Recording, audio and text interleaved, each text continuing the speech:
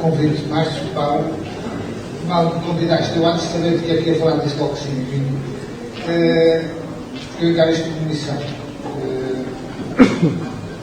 Gostava, porque eu tinha previsto falar do que vou falar agora, mas senti-me inspirado pelo o Márcio falou, e estava-se a falar dos anos, e eu lembrei-me que faz precisamente hoje 27 anos que eu saí da comunidade terapêutica que eu terminei o meu próprio programa de terapêutica, faz precisamente hoje 27 anos. Não me lembrava disso quando falaste, lembrei-me. E lembrei-me porquê? Com estes licenciatura, mestrado, pós-graduações, especializações, eu tenho um único diploma na parede na casa. É o diploma do dia que eu saí da comunidade terapêutica. O único que eu tenho, por uma razão que não estou.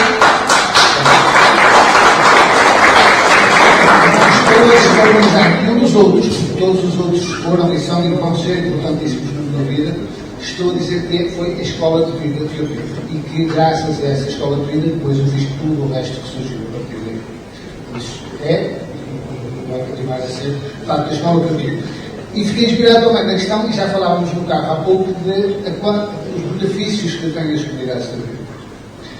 Dizias que de uma pessoa influenciar outra. Eu, deixa-me dizer-vos, eu fui em 95 que entrei para o projeto ONU. Eu tenho uma família que tem mais 6 irmãos, mais 2 irmãos também consumiam drogas. Vivia num bairro conhecido como um dos piores da Zona Norte de Portugal. Na altura, a imagem do adicto era aquela que o Márcio dizia, que não serve para nada, que ninguém quer apoiar. E graças a eu ter entrado para o projeto ONU e ter feito a minha própria recuperação, depois de mim foram os meus irmãos, depois de mim os meus irmãos foram todos os meus amigos daquele bairro, depois de nós aquele bairro deixou de ter problemas de adicção. Depois daí formei-me, fui terapeuta na comunidade terapêutica, fui diretor, sou diretor ainda, fundei o POCAD, ajudei a fundar o POCAD, hoje participo ativamente nas políticas de drogas em Portugal, como membro dos grupos de trabalho para definir as políticas. Por isso eu diria que são milhares de pessoas que a comunidade terapêutica, neste caso o projeto ONU, acabou por direto ou indiretamente tocar de alguma forma, inspirar e fazer com que a vida dela mudasse. Por isso, eu acho que este é o valor das comunidades terapêuticas. E tinha programado falar isto no fim, mas o que faz de facto a diferença do modelo de comunidade terapêutica para qualquer outro é que o único que é uma escola de vida ao tempo inteiro são as comunidades terapêuticas. Isso faz mesmo a diferença. E se nós pensarmos naquilo que a ciência hoje nos mostra-nos isso mesmo, porque nós aprendemos através da experiência. E é o que a comunidade terapêutica nos proporciona, uma experiência de várias semanas, meses, para que nós conseguirmos aprender. Por isso hoje vou falar do modelo português, provavelmente alguns de vocês já ouviram falar, não sei se já ouviram falar de alguém que tem a sua própria experiência, mas também de alguém que tem depois os estudos que tem, a investigação que faço, eu tenho um estudo comigo, dirigir equipas que trabalham nesta área, apoiar os utentes, vou falar do Portugal, os utentes das comunidades ao longo de também já mais de 20 anos, por isso é esta visão que eu vos trago. Vai ser um bocado chato, se calhar, vamos falar da história do modelo português, como é que surgiu, porque é que surgiu, mas eu acho que vale a pena. Conseguimos contextualizar isto tudo, percebermos o custo das políticas e as vantagens que essas políticas podem ter. Eu acho que é essa a visão que eu vos trago e depois também vou falar dos desafios das comunidades. Cumprimento no jogo mais de todas as pessoas que cá estão, está bem? Os órgãos do Estado, das outras organizações que cá estão. Eu vou tentar acelerar, que trazia algumas coisas e já me disseram que estavam um bocado atrasados, por isso não vamos chamar a atenção. Depois, se houver algumas perguntas, estejam à vontade, façam as perguntas se puder e souber. Contextualizar. Estamos a falar de Portugal, ok? Um país que o Brasil é 200 vezes maior, qualquer coisa assim, do que é Portugal. Temos que contextualizar. Em termos de população, Portugal tem 10 milhões, à volta de 10 milhões, enquanto o Brasil tem 200, mais de 200 milhões. Fiquei a saber que o Brasil tem mais de 1.500 comunidades terapêuticas. Portugal tem 43 comunidades terapêuticas. Okay? Embora em porcentagem o número de camas para a população não está assim tão diferente quanto isso, mas de facto é uma dimensão diferente. Para percebermos de onde vem o modelo português, como é que surgiu o modelo português. Nós temos que voltar atrás no tempo, em 98, onde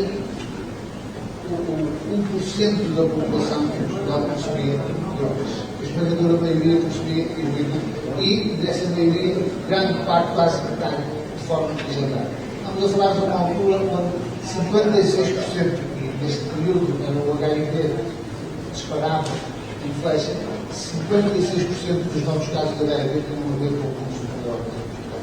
Isso eram 350 mortes anuais pelo laboratório. Eram, de facto, números assustadores.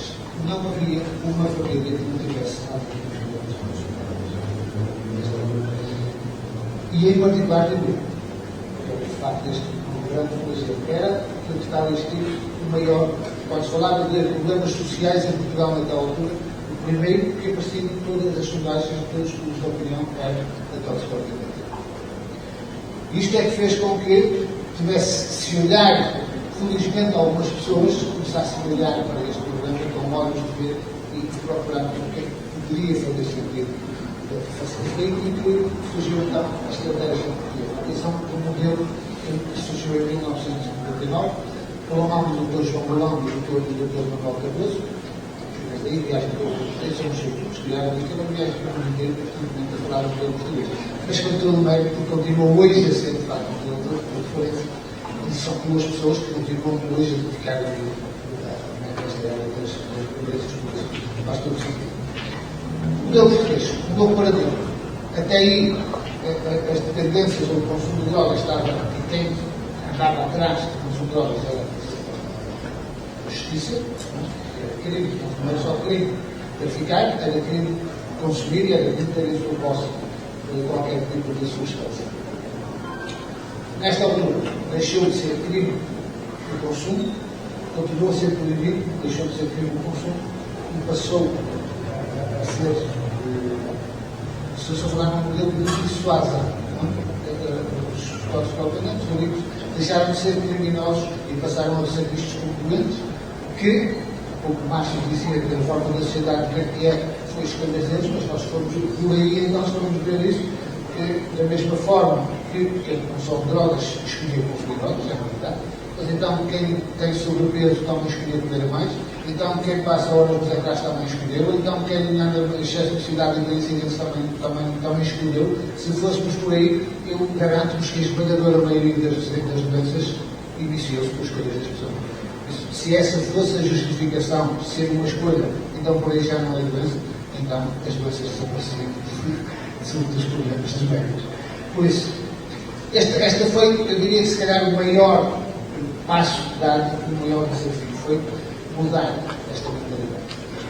E foi de facto muito bem feito através desta coordenação nacional que foi criada, que nesta altura não estava associada a nenhum ministério, estava diretamente ligada ao Primeiro-Ministro, era o Primeiro-Ministro a pessoa que tutela esta área, e foi criada uma rede que abrangia o país inteiro para trabalhar nesta área. Aqui é a questão de dois valores principais, o pragmatismo e o humanismo. O humanismo, nesta perspectiva da propriedade a buscar às pessoas, e o pragmatismo, porque a ideia de uma vez por todas parar para ver por isso para debaixo do tapete. Não sei se vocês perguntam esta questão, para ver debaixo do tapete, não para esconder isso. E então o pragmatismo tinha a ver com estas coisas são o que são. E de facto, em Portugal, nesta altura, o problema da droga era o maior. Andar a tentar fazer, quando olhar para o lado da subir, fazer tudo que não viu, a ideia foi que isto parasse de acontecer. Então, a partir daí, trabalhou-se neste modelo pessoal. Portanto, eu disse há pouco, o consumo deixou de ser crime e só passava a ser crime quando a posse de drogas era superior ao necessário para um consumo de 10 dias. Porque tudo que fosse menor que o consumo de 10 dias, aliás, tudo que seja, porque é que se mantém esta lei, tudo que fosse maior ao consumo diário para 10 dias era considerado para consumo de droga. Então, como o consumo deixou de ser crime, ter droga em sua posse para consumo de droga deixou também de ser. Não passou a ser legal, continua a ser proibido.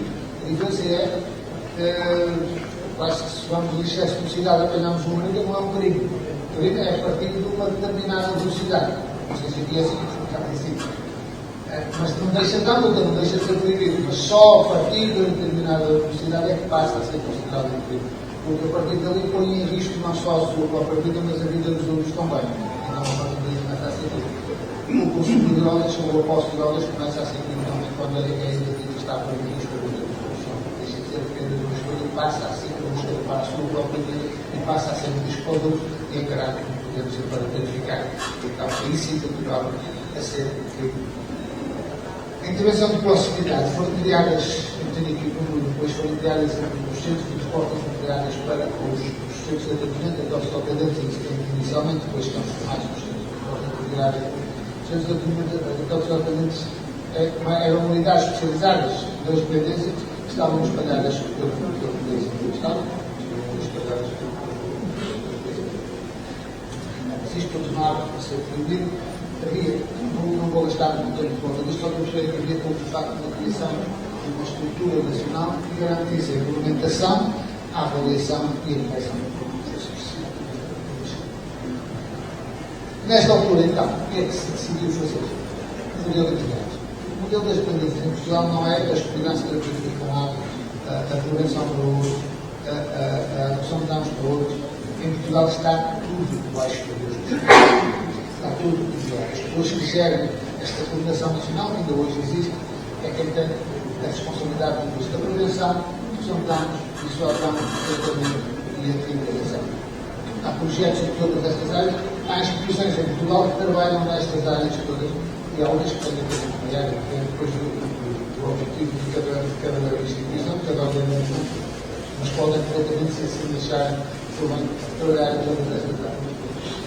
Aqui a questão tem a ver com a localização. Há pouco falávamos da intervenção de proximidade, ou seja, neste exemplo, eu vivo no distrito de Braga, os estudos que vão sendo feitos atualmente têm identificado o aumento do consumo de drogas nas escolas. Mas, por exemplo, no Porto é identificado um aumento do consumo de álcool entre os jovens. Então, o que é que este plano diz? Diz que, então, o financiamento que existe para Braga vai incidir sobre a prevenção das escolas, dos idosos e das escolas, mas por altura vai incidir nas campanhas de prevenção do consumo de álcool. Ou seja, há uma resposta de acordo com as necessidades de cada uma das regiões, que é uma estrutura nacional que coordena tudo, mas que depois ajusta às necessidades de cada uma das regiões. Antes disto, é igual para todos, mas isto não faz sentido, e eu vou dizer mais certeza, porque se não vejo um pouco maior, de certeza que as diferenças que existem em diferentes regiões são muito maiores. A prevenção, já sabemos, foi desenvolver projetos válidos e eficazes para intervir principalmente em contexto escolar. São danos as campanhas de trocas de seringas, por exemplo, isto é importantíssimo na altura da comunicação dos casos de HIV ou de outras doenças contagiosas, do controle do consumo, estas equipas de proximidade a acompanhar estas pessoas não só para garantir as questões de saúde, mas também para o acompanhamento depois para as organizações de tratamento, por exemplo, para as comunidades terapêuticas. Grande parte do sucesso desta nova estratégia e do CICT, todas estas estruturas trabalhávamos e trabalhamos ainda hoje em conjunto, e há muita articulação entre todos para responder às necessidades das pessoas. Tratamento.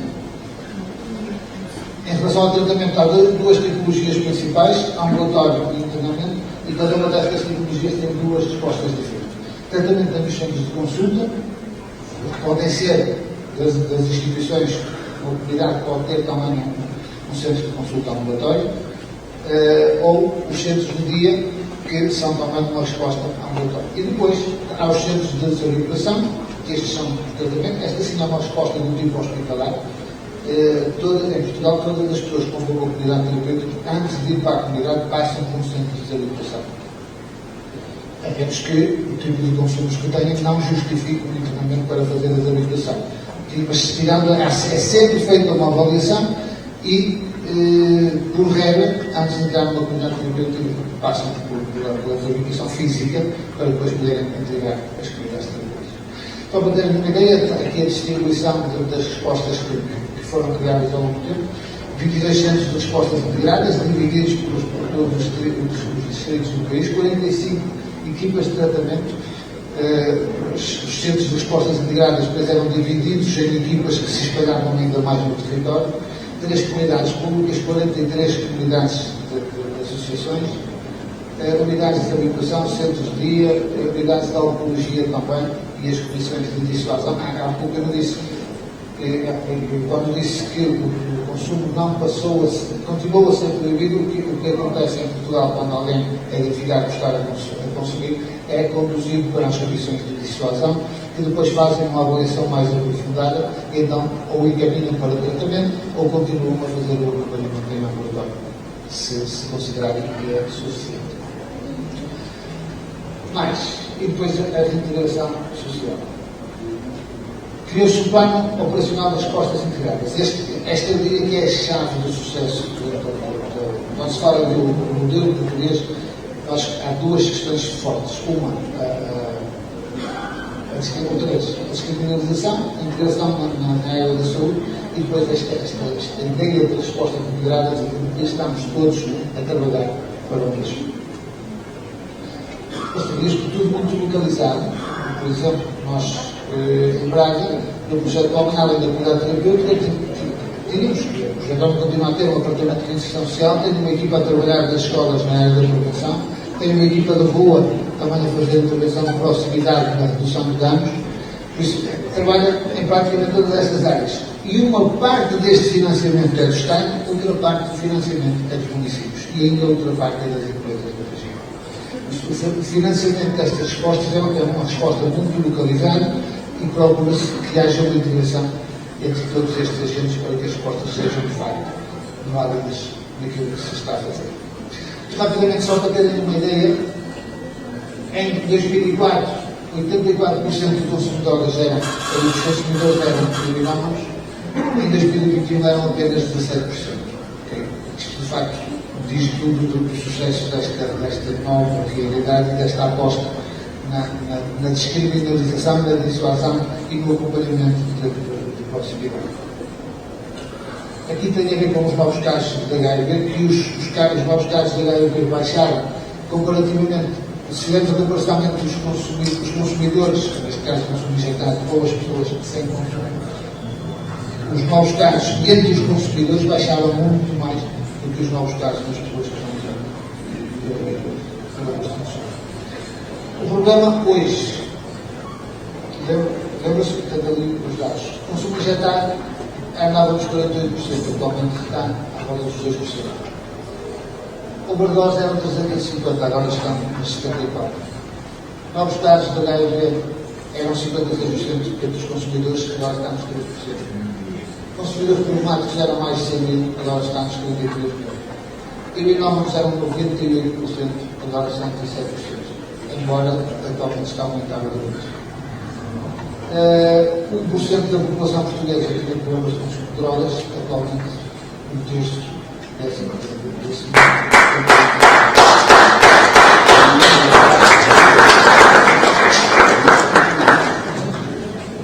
Há de facto uma melhoria muito grande em todas as áreas. Falar que vocês se de facto houve uma transformação na forma de ver estas coisas, é óbvio que depois isto acabou por funcionar. Eu não vou especificar cada uma destas situações, depois posso deixar esta apresentação e se quiser distribuir também estão a tirar fotografias, mas eu depois deixo explicar a apresentação. Já está no computador, por isso já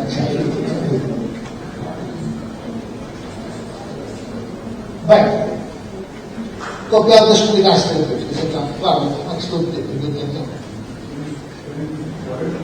ainda tem 40 minutos. Estou a dizer muito. Se tiverem perguntas, também ficará algum tempo para as perguntas. Então, claro que as comunidades terapêuticas desempenharam um papel fundamental. Houve, eu diria, algumas dores de crescimento, algumas dores normais de crescimento, algumas ainda existem, mas mais do que isso, eu acho que houve também muitos sucessos da parte das comunidades. As comunidades em Portugal existem desde a década de 70. Claro que até começar a entrar em vigor esta estratégia nacional, as comunidades existiam sem qualquer regulamentação específica, não existiam, não estavam nem sob a alçada da saúde, nem da área social, nem da justiça, não havia regulamentação específica. Claro que não acredito que no Brasil seja diferente. Se não há regulamentação, cada um faz o que quer. Há um princípio que eu tenho um medo terrível, mas que toda a gente gosta muito de usar, que é o bom senso. Quando alguém me diz é preciso bom senso, a minha resposta é logo, ai que medo. Porque pela justificação do bom senso, invadem-se países, matam-se pessoas e diz que é uma questão de bom senso. Cometem-se autênticas atrocidades e justifica-se como uma questão de bom senso. Por isso, a única forma de impedirmos o bom senso, eu costumo dizer bom senso, cada um toma o que quer.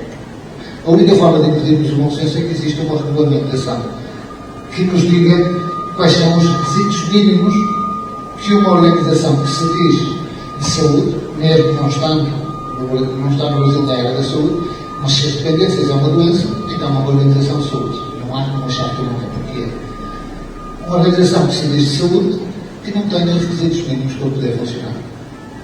Só pode dar dinheiro. Não quer dizer que dá dinheiro para todos, aliás, eu digo sempre isto. Os que querem cumprir, os que querem ter um trabalho de qualidade, são os mais prejudicados pela falta de regulamentação. Porque os que querem cumprir e fazer um trabalho de qualidade, havendo regulamentação, eles já estão a cumprir e, em muitos casos, até mais daquilo que são os serviços mínimos. Quem não quer cumprir é que depois acaba por criar outro tipo de problemas. E em Portugal foram identificados alguns princípios, escrevi duvidosos para ser simpático. Mas, por exemplo, há um grupo de financiamento. Eu recebia muitas pessoas, eu conhecia muitas pessoas que estavam nas ditas comunidades que andavam a ter, por exemplo, ter pessoas que estavam à porta a falar, depois chegar a casa, estavam pessoas a falar com a minha mãe, que diziam estar em comunidades terapêuticas internadas, estavam a pedir dinheiro. A minha mãe a chorar, a pedir para eles me levarem para tratamento, e eles depois virem comprar droga a mim, com o dinheiro que a minha mãe lhes deu. Claro que isto depois, o que é que acontece? As comunidades eram vistas como para lavar dinheiro, em Portugal era isto que se dizia muitas vezes, que as comunidades serviam para lavar dinheiro, que serviam para pessoas em problemas que continuavam a receber, e na maior parte dos casos era de facto verdade, porque não havia um plano de tratamento, não havia um modelo terapêutico instituído, era isto, não havia qualquer regulamentação. Havia já as comunidades que queriam fazer e que faziam bem, mas depois nós já sabemos, nós podemos estar 10 a fazer bem, e depois há um que faz mal, de quem é que se fala mais? É que faz mal. Isto era o que eu conheci em Portugal e eu acredito que é o que acontece também no Brasil. Mesmo alguns atentados aos direitos humanos, as pessoas forçadas a ficar nas comunidades, maus tratos às pessoas nas comunidades terapêuticas, muitas histórias que acabaram por acontecer. Não vale tudo, porque não vale mesmo tudo. Metodologias terapêuticas, já disse, é a ausência muitas vezes de metodologias terapêuticas adequadas. E um problema que ainda hoje eu assisto a muitas, que eu acho, aqui eu sou muito crítico das comunidades, eu acho que este é um dos principais problemas das comunidades terapêuticas, é as comunidades fecharem-se em si próprias. Não deixarem que ninguém entre, não deixarem que ninguém veja o que andam a fazer. Claro que, quando se fecham, nós o que é que pensamos? Basta que mostra o que faz, é porque não está a fazer muito bem. Não é um caso sem nova jornada, porque muito bem dá a cara, mostra-se e faz este trabalho que é fantástico.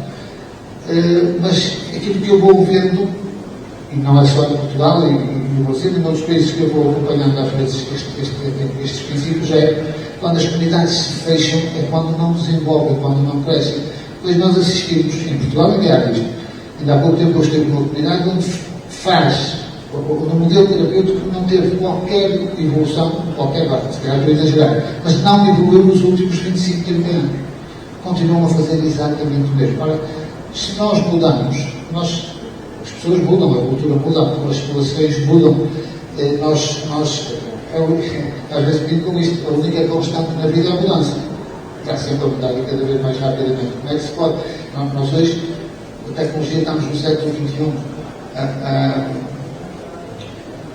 os carros, a mobilidade está no século XXI, as comunicações estão no século XXI. Como é que nós podemos admitir, em termos de modelos de interpretação e de intervenção psicológica, nós continuamos agarrados a modelos do século XIX, nem é do século XX, mas do século XIX. Não pode, temos que evoluir.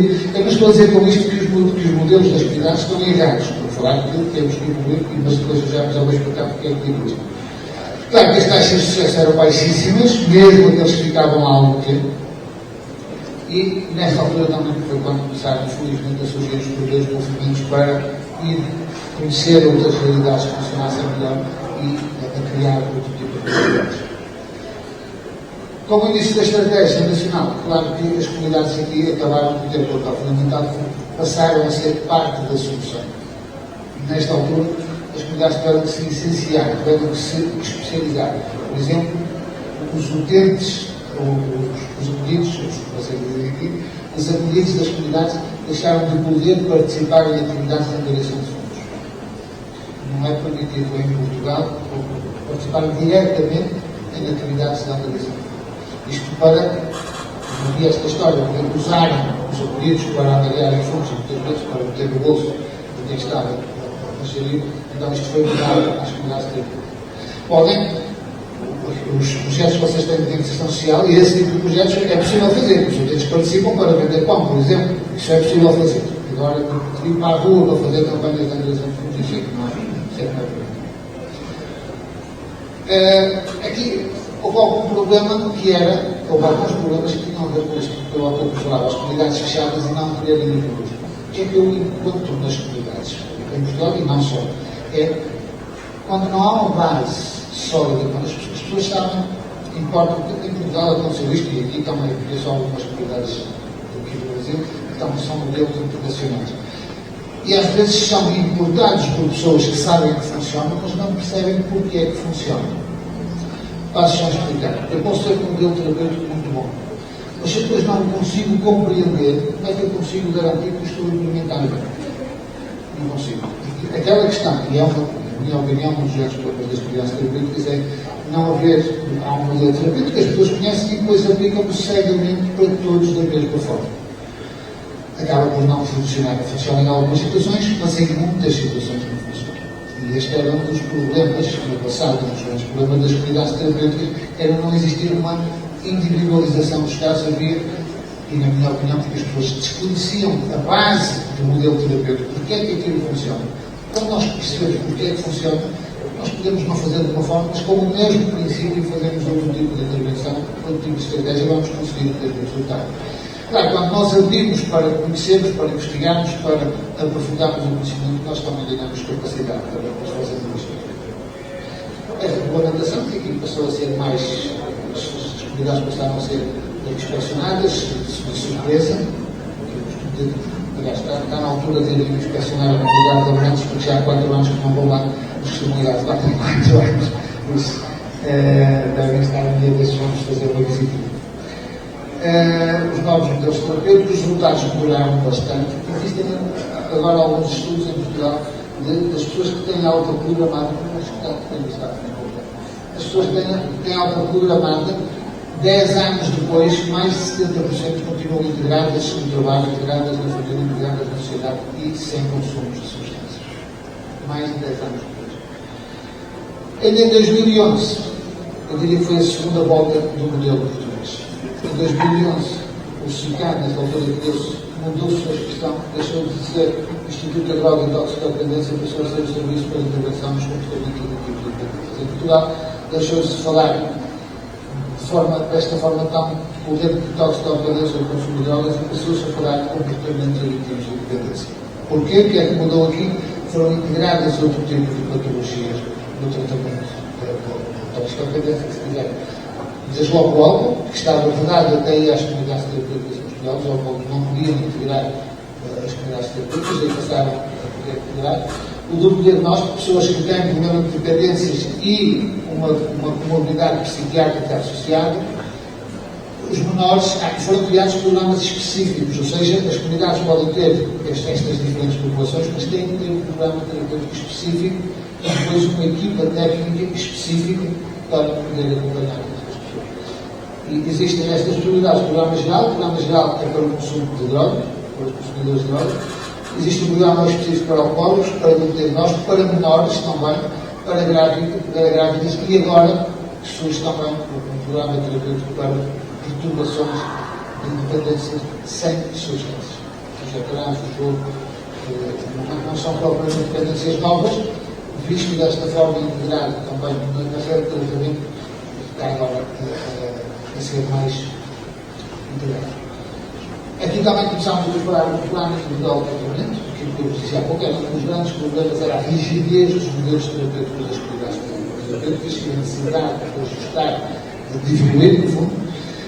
A contratação de outros profissionais, a entrada da psicologia nas comunidades como uma obrigação. As comunidades atualmente em Portugal têm que ter um médico, geral, tem que ter um psiquiatra, tem que ter supervisão psiquiátrica e tem que ter acompanhamento de psicólogos até muito. E depois outros serviço social e outro tipo de também de perfis que são importantíssimos no desenvolvimento do quadro educativo. Aqui, também já falei disto, estou só com a resistência de algumas comunidades e eu acho que isto é que eu chamo as pessoas de crescimento. Porquê? Quando temos pessoas à frente das comunidades que não dominam, sabem que aquilo funcionou, eu até poderia dizer, mas comigo funcionou. Essa sou o Luís, eu sou o mundo inteiro. As outras pessoas não são iguais a mim. Por isso, comigo funcionou, não chega. É preciso quem está à frente destas instituições perceber porque é que funciona e o que é que faz, porque é que está na base. E eu lido muito com isto, felizmente.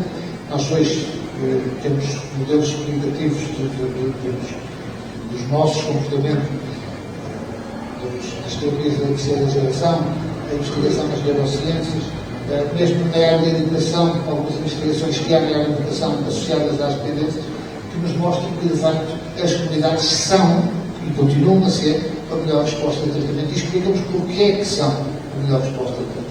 Mas quando nós nos abrimos à ciência e saímos deste mindset de comigo funcionou e começamos a ter alguém, então o que é que eu posso fazer ainda melhor para funcionar com muito mais pessoas do que apenas comigo?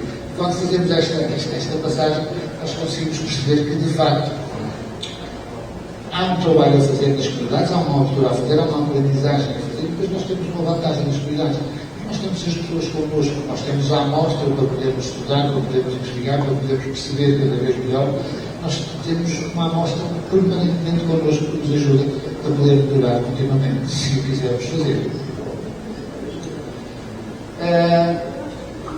O estudo que eu falava há pouco, 78%, eu acho que não me lembrava de uma opção, 78% das pessoas que saíram da comunidade com algo problemático, ou seja, que concluíram o processo terapêutico mais de 10 anos depois, se calhar, era ao fim de 11 anos que eu fiz este estudo, ao fim de 11 anos que eu fiz. Desafios atuais. Eu acho que nós estamos na terceira fase. Como eu dizia, lá atrás, em 98, foi o início da estratégia do modelo português. Em 2011 houve uma grande reviravolta com esta maior especialização das comunidades terapêuticas, e não só, mas em particular das comunidades terapêuticas. E hoje assistimos a uma nova viragem, uma nova especialização, um novo aprofundar do tratamento que se faz nas comunidades terapêuticas. O que é que isto será? Primeiro, desta questão de perceber, não sei, agora não sei o espaço na coisa, mas em Portugal aquilo que se passava é que começou-se a vulgarizar a expressão comunidade terapêutica quando se referia a um edifício. E comunidade terapêutica não é um edifício, é um modelo de tratamento.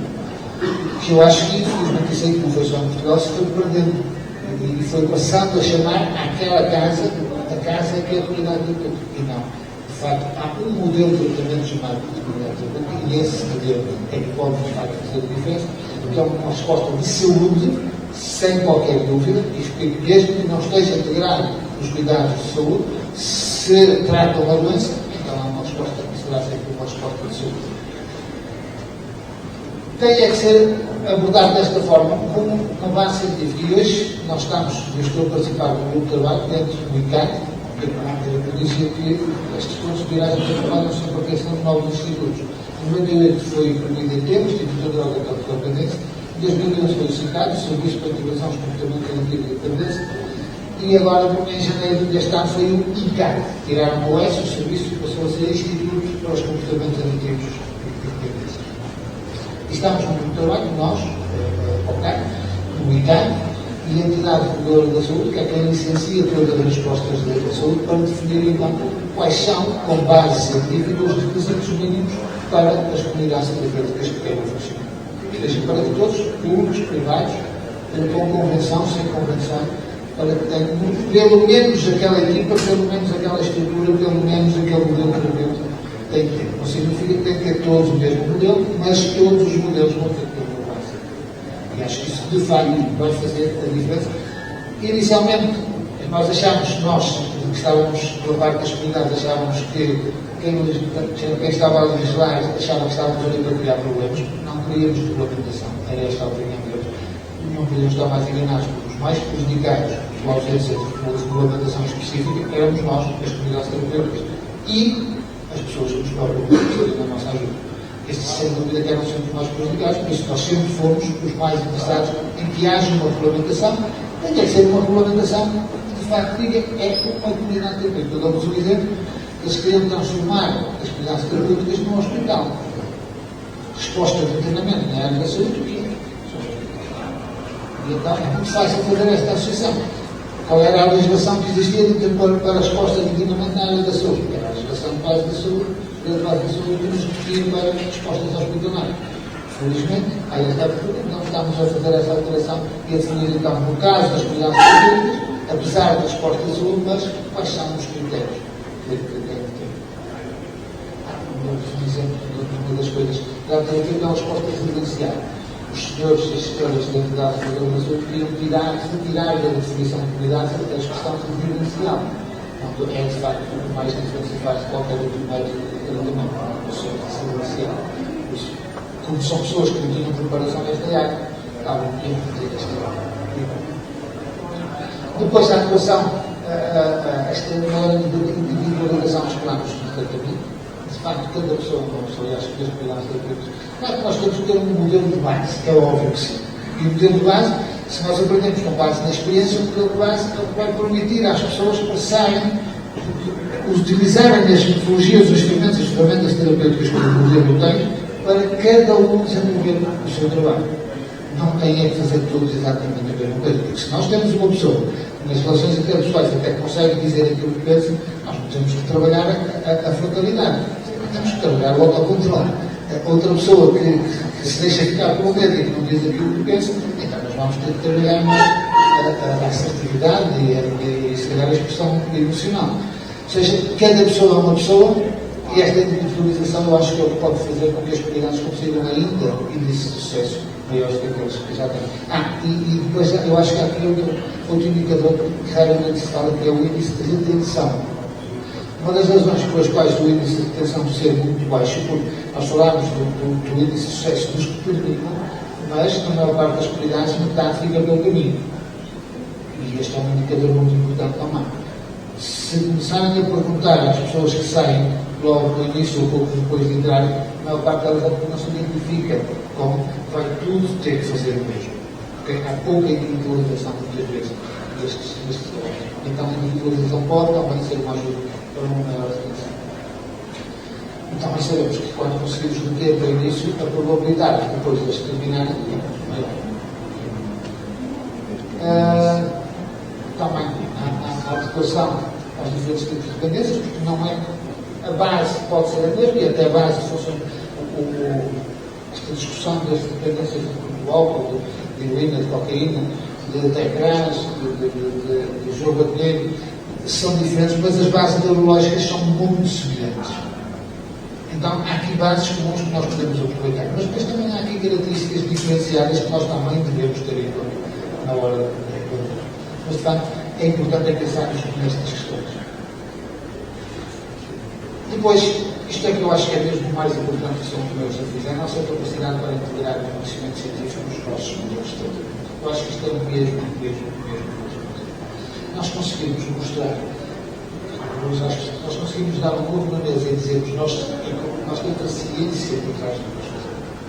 Não somos amadores, não andamos neste mundo por andar os outros. Nós sabemos o que estamos a fazer e a ciência comprova que as comunidades de facto fazem sentido no mundo atual e demonstram porque é que são de facto o melhor modelo de tratamento que existe. Eu trouxe aqui alguns exemplos, os estudos da neuroplasticidade, por exemplo, que há uns anos, aliás, em algumas universidades ainda se continua a ensinar isso, que o cérebro humano está construído aos 28 anos e a partir daqui começam a morrer. Não é verdade. Hoje a ciência mostra que o cérebro humano continua a desenvolver e pode reestruturar-se ao longo de toda a vida. Isto significa o que para vermos na área das dependências. Uma das razões pelas quais a adição é considerada uma doença crónica é que acontecem processos neurobiológicos no cérebro que limitam o funcionamento do cérebro durante a dependência. Hoje há estudos, por exemplo, através da estimulação eletromagnética do cérebro, que demonstram que é possível reativar estas áreas do cérebro. E isto muda, de facto, a forma como nós podemos ver Portanto, se é possível reativar aquelas áreas do cérebro que sempre há pouco tempo estão danificadas para o resto da vida, então, se calhar, as coisas não serão assim tão. Podemos ter uma perspectiva melhor. E tal o que vocês, se calhar, não conseguem ver, isto fala das terapias de terceira geração, em particular do modelo de flexibilidade psicológica e flexibilidade psicológica, também nos dá, se nós olharmos para isto, temos um entendimento sobre a adição, os processos que levam a pessoa à adição muito maior, e percebendo depois que é possível, porque é possível, a investigação mostra-nos isto, que é possível subverter esta inflexibilidade e transformar num modelo de flexibilidade. Mais uma vez, também nos diz, se calhar, não será tanto assim. Temos um exemplo muito específico, porque é que eu digo isto. Um dos grandes problemas que hoje está a perceber, que está na base das dependências, e hoje em dia, nós estamos a ver cada vez mais este problema a aumentar, é a falta de capacidade das pessoas para lidar com situações adversas, para lidar com o sofrimento, para lidar com os problemas. E então, o que é que acontece? As pessoas pegam o problema, vão fazer várias coisas, até elas podem enfrentar o problema. E se fizerem isto, fantástico, vão estar a desenvolver-se e vão estar a dar instrução ao cérebro que, quando eu tenho um problema, o que eu tenho que fazer é enfrentá-lo. Mas, por exemplo, conforme as teorias da aprendizagem, que também nos mostram isto hoje, que é, quando eu tenho um problema e o que faço é beber, o que é que eu estou a dizer ao meu cérebro? Estou a ensinar ao meu cérebro que a próxima vez que eu tiver um problema, então eu vou voltar a beber, em vez de enfrentar. Então eu vou estar a aprender de uma forma diferente. Ou então, se vou consumir droga, é a mesma coisa. Ora, se eu faço isto repetidamente, chega a um ponto que eu já nem penso o que é que eu faço. Dependência. Mas o que é que as teorias da aprendizagem e mindfulness, por exemplo, nos mostram hoje? É que isto é possível inverter. É possível nós reensinarmos o conceito. Algo que eu gosto de perguntar muitas pessoas. Todos nós aceitamos facilmente que o nosso coração bate sem o nosso controle. Certo? Há aqui alguém que acha que controla os batimentos cardíacos? Levanta a mão. Nós não controlamos. Há aqui alguém que controla a vontade de comer. Controle não quer dizer que coma, controla de sentir a vontade de comer, ou seja, que controla o funcionamento do estômago. Não é? Há aqui alguém que controla o funcionamento dos pulmões. Não é? Todos os nossos órgãos funcionam independentemente da nossa vontade consciente. E nós aceitamos isso bem. Menos um, que é o cérebro. Nós achamos que controlamos o que se passa no cérebro, nós não decidimos o que pensar, nem decidimos o que sentir. Nós pensamos e já está. Nós podemos, da mesma forma, podemos intervir sobre os batimentos cardíacos, que é fazer um exercício, é ter uma alimentação saudável, é fazer uma série de coisas que eu sei que no médio e longo prazo vão ajudar uma população brasileira, que é, posso ajudar o meu estômago a trabalhar bem, que é novamente ter uma alimentação saudável, cuidar do meu corpo, eu posso cuidar de todos os meus órgãos, mas também posso cuidar do meu cérebro. Isto é o que a ciência hoje nos diz. Que de facto é possível nós cuidarmos do cérebro. Isto é possível fazer aos 8 ou aos 80 anos. Existem estudos que mostram que isto acontece. Como? Através da experiência. O que é que as comunidades fazem? A experiência. E por isso é que as comunidades são, na minha opinião, e se nós soubermos fazer o nosso trabalho, e vou continuar a ser, o melhor modelo de tratamento que existe na área das dependências. E dito isto, está feito. Foi muito bom, foi claro. Despachei, cumprido. Obrigado mais uma vez. Todos que me levam.